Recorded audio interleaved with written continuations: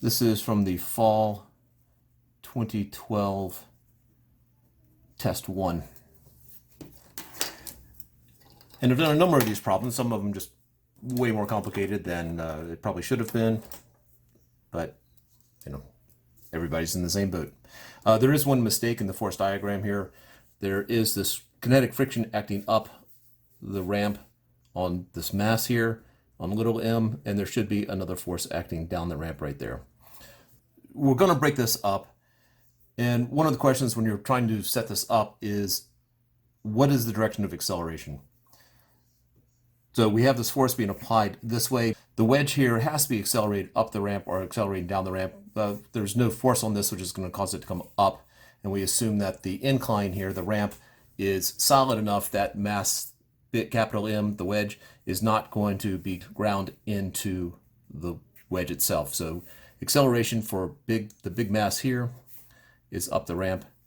And for the little mass, we don't know. There's not enough information. Presumably there's two components, that there'll be some component of acceleration this way, some component that way, or it depends upon how we set up our coordinate system. At least we'll start out with the big wedge, and I'm going to set up a coordinate system so that one of the axes is in the direction of acceleration, and one of the axes is perpendicular to the incline here, or perpendicular to I hat. So call that J hat. And so this one already is in the direction of I hat. That's in the direction of negative I hat. Y1 here is perpendicular to the ramp, so that's in the direction of J hat. So these are the three vectors that I need to break up. Well, I have an incline here. Weight is going to be broken up. There are enough problems like this where this will be big mg cosine of beta and big mg sine of beta. Now we can go through that in a little bit more detail, so let's just go through that.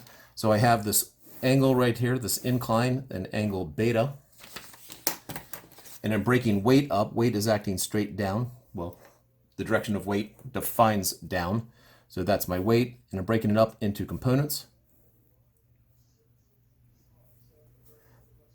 That's a right angle there. So I'm breaking up into a component that is parallel with my I hat direction, and the other one is parallel to the J hat.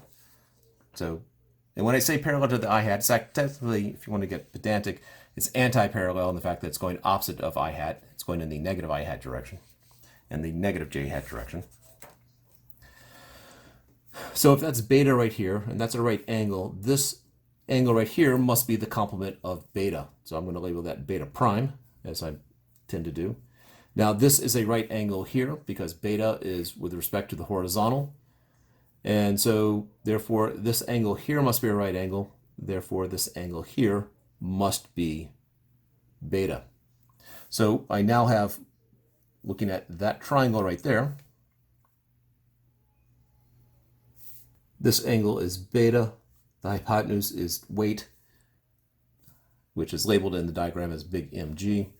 And so this is opposite my angle. There's my right angle. Opposite my angle beta. So this is my weight times the sine of beta. And this is weight times the cosine of beta. Right. So we have weight broken up, and so set up a diagram here. Sort of a free body at the moment. So I know F is going up the ramp. FK1 is going down the ramp, and I now have added, that's given, and Y1 is perpendicular to the ramp. And if you recall, Y represents the normal force, and normal means perpendicular. And then weight, we have into the ramp, big mg cosine beta, and down the ramp, big mg sine of beta. So that is done. So now we have these. Because my axis, my coordinate system is like that, is along this line right here, well, these, if you look at it like that, you might be going, oh, there's some combination of alpha and beta, but actually if you sort of tilt it and think of that as the horizontal right there, we're breaking this up into components based upon this angle alpha right here. So let's draw that a little bit more neatly.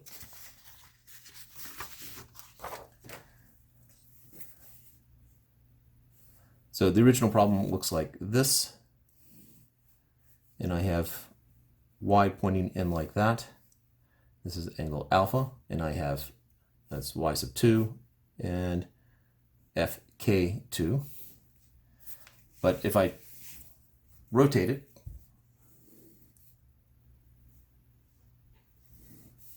that angle is alpha. I have y pointing this way, y2, fk2 pointing that way. This is, in this system right here, I hat's in that direction, j hat's in that direction, but I tilted it, so I hat's in that direction, j hat's in that direction. So let's break y2 up. Just sort of extend it, so I have a nice little triangle there. That is a right angle. That angle is alpha.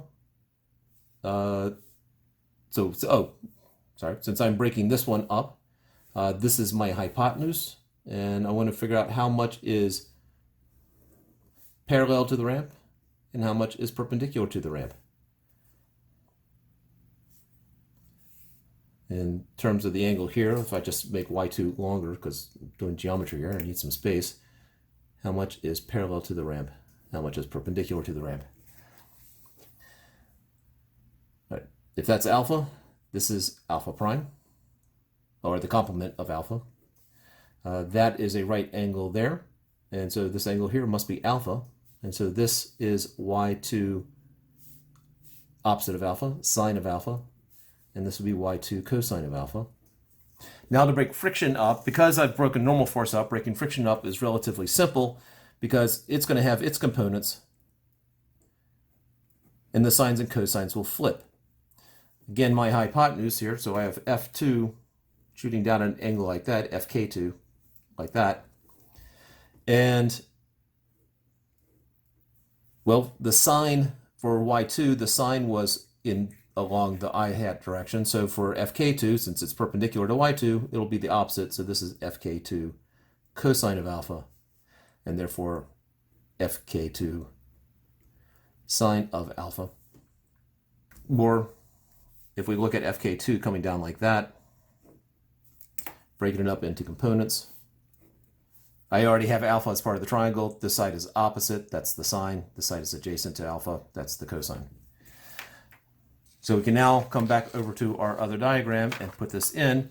So I bring this over and I tilt it. So I have y2 sine of alpha and then y2 cosine of alpha. And then for friction, friction has a component in this direction, fk2 sine of alpha and fk2 cosine of alpha. So those are those taken care of, and we have all the forces for that. Now in terms of equations of motion, I know that it's going to be in the I hat direction, and so acceleration is going to be in that direction. This is not part of the force diagram, this is just a note. And so we end up with, well, my template is F equals ma. So the forces in that direction, in the positive I hat direction, here's my I hat equation, I have F plus fk2 cosine of alpha minus the forces in the negative direction, so minus y2 sine alpha minus fk1 minus big mg sine beta is equal to mass big M, because we're talking about the big mass here, times the acceleration. The j hat direction, we have y1 minus fk2 sine alpha minus y2 cosine alpha minus big mg cosine beta. Again, it's the forces in the positive direction minus the forces in the negative direction is equal to 0. Technically, it's big M times 0, but there's no acceleration in this direction, either off the ramp or into the ramp, and so that's equal to 0, which is what I had written right there. So those are two of the equations.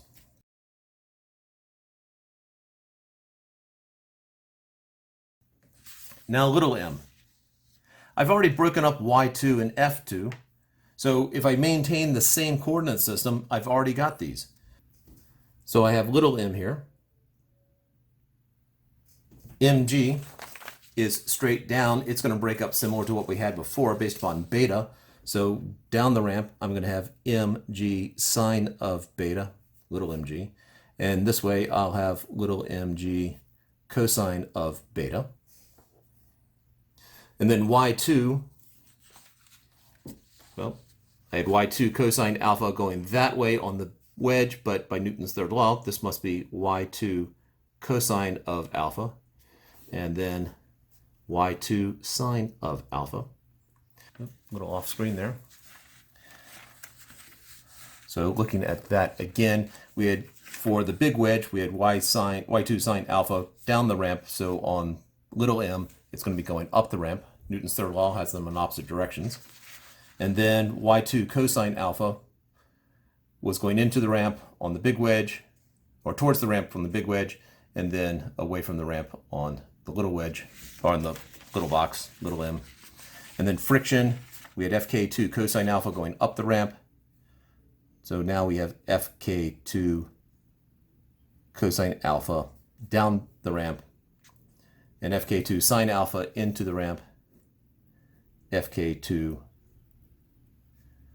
sine alpha away from the ramp. And so there we are. We had three forces acting on the little mass, and we've broken them up. And so my equations are, again, my template, F equals ma. Using the same coordinate system as before, we have y2 cosine alpha plus fk2 sine of alpha minus mg cosine beta is equal to little m times, since we don't know the acceleration, we do have two components here. And so breaking it up into a component in that direction and component in that direction. So I'm just going to call it a sub 1. So I have a sub 1 that way, a sub 2 that way. And then, given my coordinate system there, that would be a sub 2, given what I just wrote. And then I have y2 sine alpha minus the ones in the negative direction, mg sine beta minus fk2 cosine alpha is equal to little m a sub 1. Unlike in previous problems where we actually have to come up with an answer here, we don't have to have an answer. We just have, as in a numeric answer, we just have an equation. We do have three different accelerations here. This is the acceleration of the wedge up the ramp, and these are the two components of the acceleration of the little mass. But there are the solutions right there.